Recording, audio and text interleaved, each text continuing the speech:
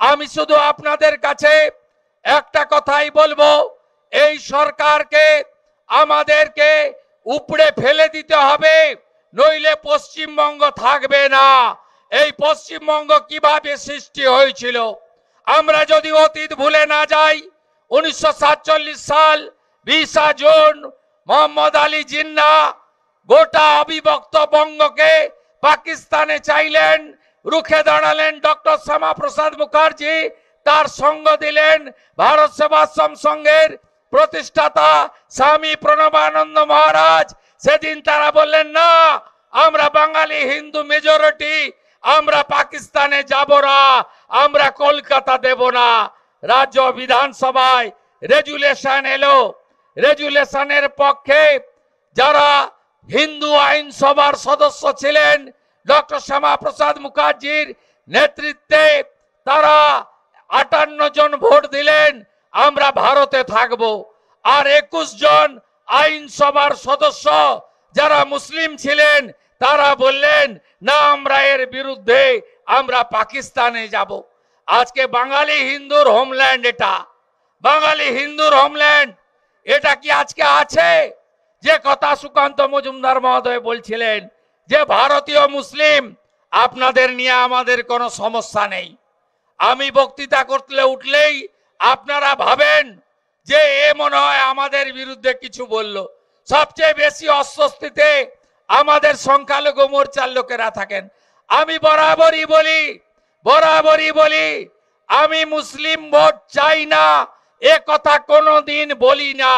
আমি যেটা ধ্রুব সত্য বলি যে আমরা মুসলিম ভোট পাই না। নরেন্দ্র মোদী সব দিয়েছেন, রেশন দিয়েছেন, কোভিডের ইঞ্জেকশন দিয়েছেন, ঘর দিয়েছেন, শৌচালয় দিয়েছেন, সব দিয়েছেন, ভারতীয়দের দিয়েছেন। জাত দেখেননি, ধর্ম দেখেননি, ভোট ব্যাংক দেখেননি। কিন্তু আপনাদের পাড়াতে যখন সুকান্ত মজুমদার যায়, শুভেন্দু অধিকারী নন্দীগ্রামে যায়, আপনারা বলেন এ তো জয় শ্রীরামের পার্টি এসেছে, এ তো হিন্দুদের পার্টি এসেছে, তাই একে ঢুকতে দেব না, ভোট দিতে দেব না। এটাই হলো সমস্যা। আর পশ্চিম বাংলায় কাদেরকে ব্যবহার করা হচ্ছে, কাদেরকে সামনে রেখে আজকে পশ্চিম বাংলায় আইন শৃঙ্খলার অবনতি করা হচ্ছে? আমি মনে করি এরা ভারতীয় মুসলিম নয়। এরা কারা? যারা 540 কিলোমিটার বেড়া নেই, 540 কিলোমিটারে কাঁটা তারের বেড়া দিতে মমতা ব্যানার্জি দেয়নি। হু করে বাংলাদেশের মুসলমান এবং বার্মা থেকে কক্সবাজার হয়ে রোহিঙ্গারা এই পশ্চিমবঙ্গে ঢুকে ল্যান্ড জেহাদ, লাভ জেহাদ, ধর্ম জেহাদ, ভোট জেহাদ করে পশ্চিম বাংলাকে বদলে দেওয়ার চেষ্টা করছে। আপনি বলুন তো, এই দক্ষিণ দিনাজপুর জেলায় আজকে যারা বর্ষিয়ান, আজকে থেকে 20-25 বছর আগে এই জেলার ডেমোগ্রাফি কি ছিল? আজকে এই জেলার ডেমোগ্রাফি কি হয়েছে? হরিরামপুর আর মাত্র কয়েক মাস, 2-1 বছর লাগবে, আপনার হাতের বাইরে যাবে। আপনার হাতের বাইরে কুমারগঞ্জ যাবে, আপনার হাতের বাইরে কুশমন্ডি যাবে। আপনি শুধু দেখতে থাকবেন। যদি আমরা, আমাদের স্বরাষ্ট্রমন্ত্রী অমিত শাহজি পাটনাতে 3টে ইংরেজিতে কথা বলেছেন। একটা হলো ডিটেক্ট, চিহ্নিত করো, আরেকটা হলো ডিলিট, এসআইআর ভোটার তালিকা থেকে ডিলিট করো, আরেকটা হলো ডিপোর্ট করো, মানে পুশব্যাক করো।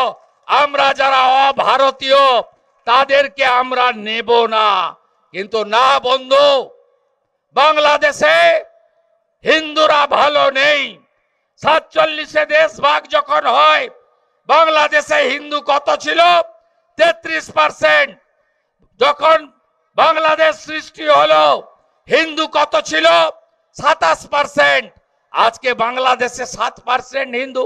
একইভাবে পশ্চিমবঙ্গে 1951-তে আমরা কত ছিলাম? হিন্দু এবং আদিবাসীরা মিলে 85%।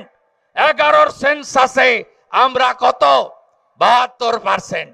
আর 2027-এ সেন্সাস শুরু হবে 31-এ। আপনাদের বন্ধু শুভেন্দুর কথা মোবাইলে রেকর্ড করে ডেট টাইম সময় দিয়ে লিখে রাখুন। আমরা 65-র নিচে নেমে যাব 31 সালের জনগণনায়। আর 41 সালের পরে এই মমতা ব্যানার্জি, তার ভাইপো আর এখানকার মিত্র ব্রাদার্স, এদের অবস্থা হবে যোগেন মণ্ডলের মতো। আমি আজকে কথা আপনাদের বলে যেতে চাই।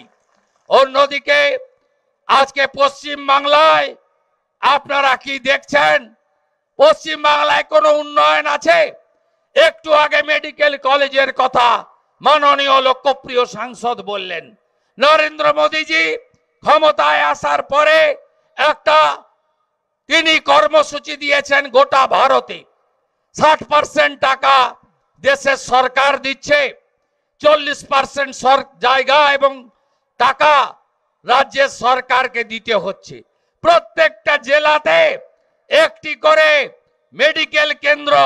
বিহারে চলুন, বিহারে সব জেলায় তৈরি কমপ্লিট, 17টা জায়গায় তৈরির কাজ চলছে, একটাও বাকি নেই। দক্ষিণ দিনাজপুরে কেন করবেন না মুখ্যমন্ত্রী মমতা ব্যানার্জি? কেন করবেন না? এই দক্ষিণ দিনাজপুর আপনাকে 2011-তে দুহাত ভরে দিয়েছে, 2009-এর এমপি দিয়েছে, 2014-র এমপি দিয়েছে, 2016-তে আপনাকে অধিকাংশ এমএলএ দিয়েছে, এমনকি 2021-এর পরিবর্তনের ভোটেও আপনার এই জেলা থেকে 3 জন এমএলএ জিতেছেন, মন্ত্রী আছেন। কেন দক্ষিণ দিনাজপুরকে বঞ্চিত করেছেন? নরেন্দ্র মোদীজি দিতে চেয়েছিলেন। সুকান্ত মজুমদারের সঙ্গে আমিও একজন ছোট গ্যারেন্টার থেকে গেলাম। 26-এ 6-0 বিজেপি সরকার 26-এ ডিসেম্বরের মধ্যে এখানে মেডিকেল কলেজের শিলান্যাস এবং কাজ শুরু হয়ে যাবে। আপনারা লিখে রাখুন, রাজ্য বিজেপির 2 জন প্রথম সারির কার্যকর্তা আজকে মোদিজির ছোট গ্যারেন্টার হিসেবে আপনাদেরকে দিয়ে যেতে চাই।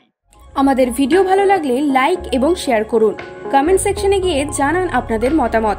আরও ভিডিও পেতে আমাদের চ্যানেল সাবস্ক্রাইব করুন এবং প্রতি মুহূর্তে খবরের আপডেট পেতে প্রেস করুন বেল আইকন।